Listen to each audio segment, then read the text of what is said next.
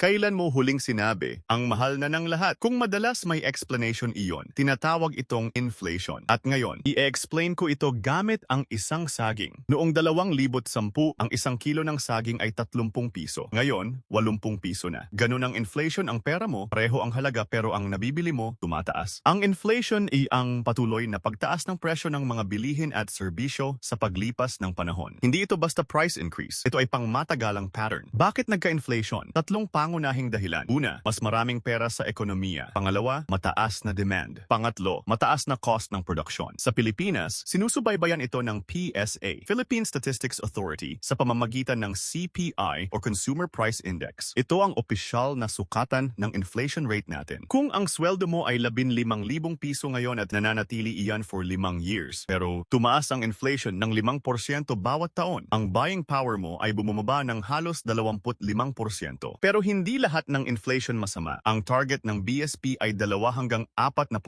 per year. Ibig sabihin may konting inflation na healthy sa isang lumalaking ekonomiya. Ang mapanganib ay ang hyperinflation kagaya ng nangyari sa Zimbabwe at Venezuela. Doon, ang pera ay halos walang halaga. Hindi tayo nandoon pero importante pag-aralan. Para labanan ang mataas na inflation, tinaas ng BSP ang interest rates. Kapag mataas ang interest, mas mahal ang utang, kaya bumababa ang gastos ng tao at ng negosyo. So ano ang magagawa mo? Simple, huwag hayaang nakatambak ang pera sa ilalim ng unan. Dapat kumikita rin ang pera mo at mas mabilis kaysa inflation. Sa Pilipinas, pwede kang mag-invest sa UITF, stocks, or digital banks na may mataas na interest. Pag mas mataas ang returns kaysa inflation rate, nananalo ka. Tip number 1. Pag pumipili ng savings account, hanapin ang pinakamataas na interest rate. Ang Maya Bank at C-Bank ay nag-o-offer ng 4 hanggang 6% mas mataas pa sa inflation. Tip number 2. Mag-invest ng kahit maliit, kahit 500 piso sa UITF o MP2 ng pag-ibig. Hindi kailangan malaki ang puhunan para magsimula. Para sa pang-araw-araw na buhay, bumili ng in-season na gulay at prutas, mas mura at mas masustansya. Ang inflation ay hindi pantay, may mga items na hindi gaanong apektado. Para sa mga OFW, pag mataas ang inflation sa Pilipinas, mas maraming remittance ang kailangan para matugunan ang pangangailangan ng pamilya. Kaya mas importanteng mag-invest sa probinsya. Para i-recap, inflation ay katumbas ng patuloy na pagtaas ng presyo. Okay ang 2